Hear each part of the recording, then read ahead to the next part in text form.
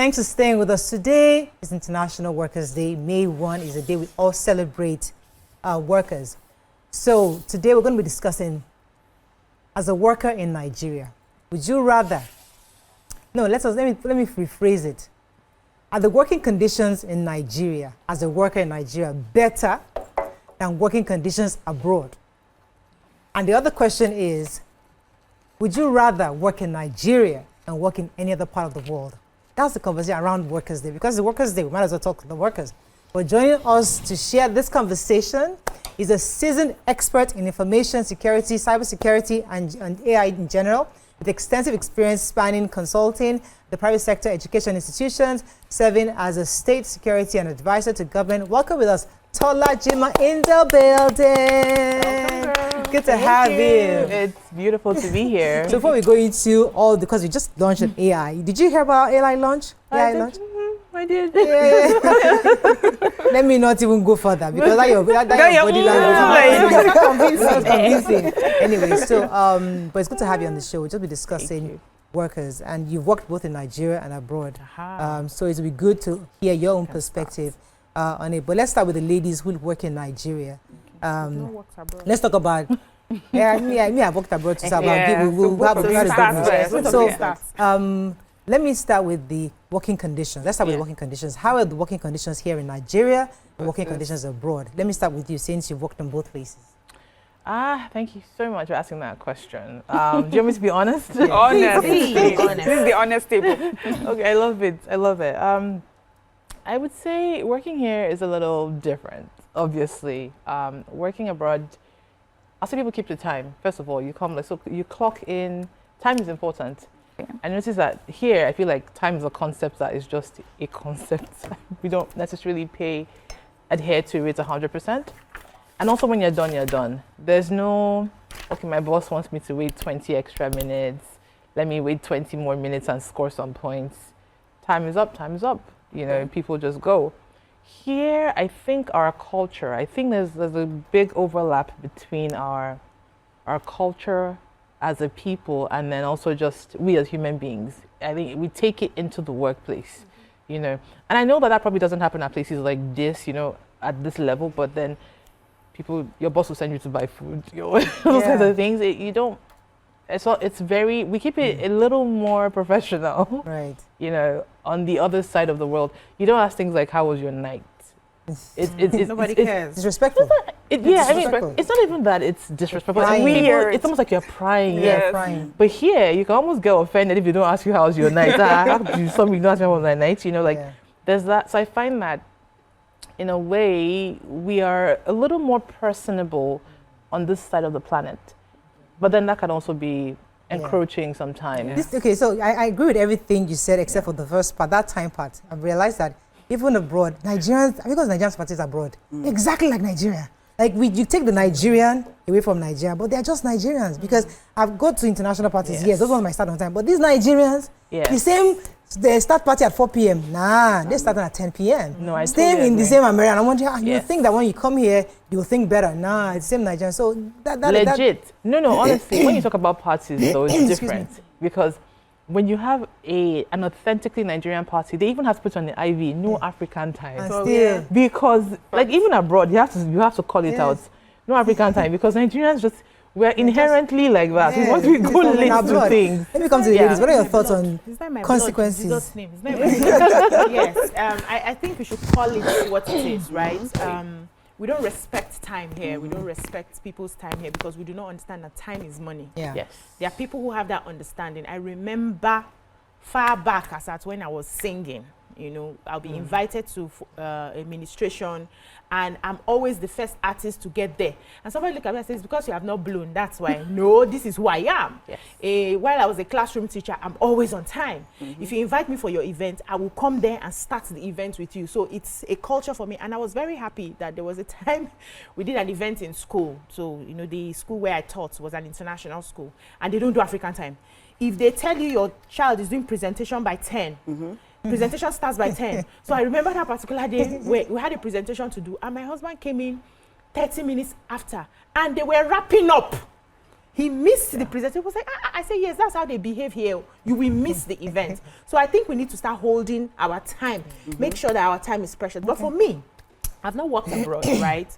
But I have friends who have. And some of the things I hear is that there's a functional system abroad where what you put in is what you get out. You are rewarded for the work that you do.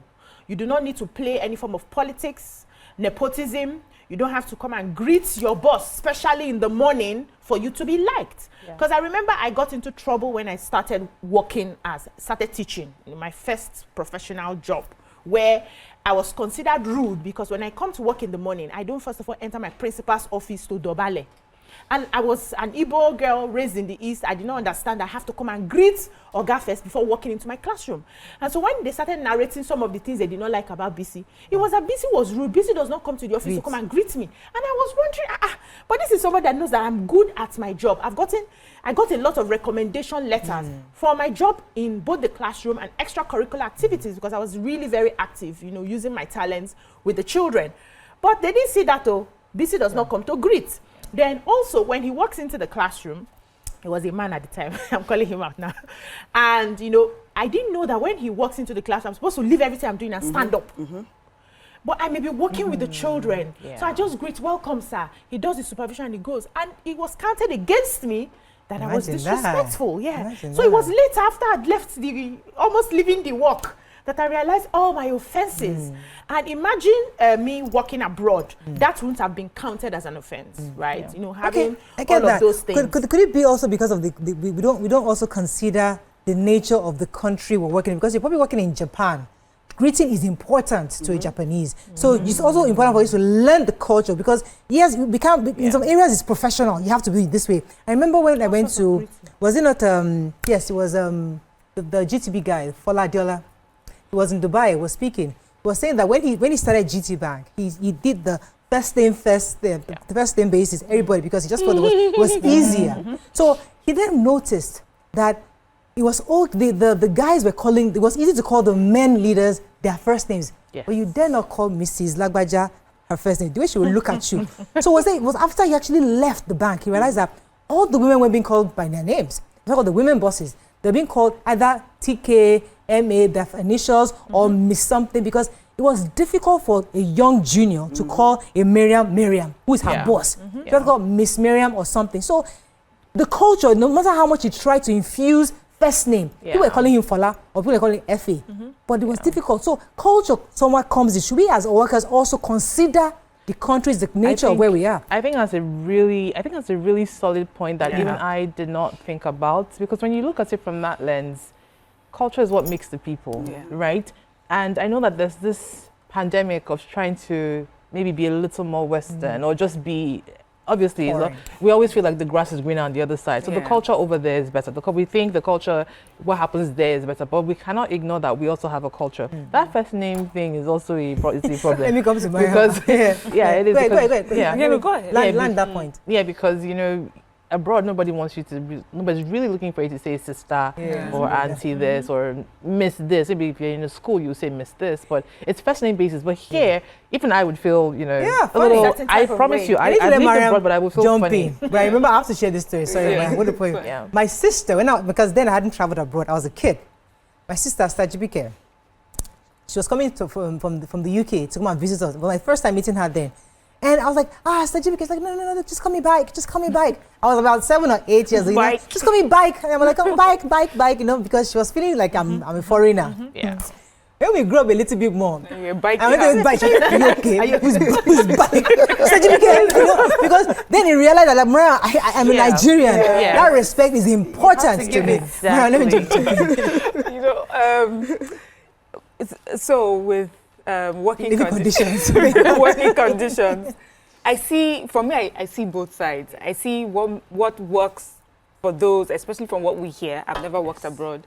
I see how some of the good, the pros. I see the pros on both sides, and I see how it can also be a problem. So you mentioned time. You clock in, you clock out. It does not matter, and then you keep to time. You respect time. You put in the work that you're meant to do. And also, it doesn't matter if you do anything extra. It's not seen as, like you have done anything. They just what's the word? What you have worked, the time that you've worked is what is judged. Yes. Yes. But here, you know that you can get extra points. Yes. And it's not a bad thing. You're a young person looking to get up the ladder at work. And you want to be noticed. Then you found other ways. So it's not like you're abusing the system. It's just that you found a way within the system to make sure that you're seen. You're visible. And there's nothing wrong with that. There's this, and there's something where when you're not there, you don't really see the full picture. So we hear all these things, oh, they don't need you to say auntie or mister to them, auntie or uncle to them. Just come, do your work, and you go. But there's this young man on social media, he's Chinese, I believe, and he talks about working conditions as an Asian person living in Canada, actually. Oh. And he talks about how Oyinbo people to have their culture. So where you feel that you're just coming, you're doing your job, whatever, but there's some conversations that they have outside you, Yes. that bonds them. Politics, Yes, that bonds them. Yeah. So everybody has their culture. You just need to be able to understand what it is. For them, they discuss so many things. He says it's very important, right, for Oyinbo people that when they go for like their weekends, they come back and they discuss where they travel, where they vacationed. And so if you decide, no, I don't want to have those sort of conversations, you're sort of ostracized. You're not part of the culture. So what I think Nigerians need to look at is the problem I have is the abuse of our culture in the workspace. That is our problem. So yes, because you know that if I come in late, I just need to talk to somebody that knows, and they'll let me go. But that is the problem is not that person is the problem is not that someone would not, give you a chance to sort of amend or explain yourself. The problem is that you now take it for granted. You become so entitled that you can show up at any time. In fact, if someone calls you out on your bad behavior, you're upset. Like, how dare they call you out? So that is my problem with the Nigerian working condition. You have someone who, and then you have cases where payment for work done. The Nigerian working condition, usually you may have someone who's working so hard and it does not reflect in the remuneration at the end of the day. That is a big problem for me. And then there's someone, just because they know a few people within the rank, seems to be paid more, but they're not doing as much. So those are the issues for me that Let me go on a very short break. When we come back, we continue this conversation. Stay with us. We'll be right back.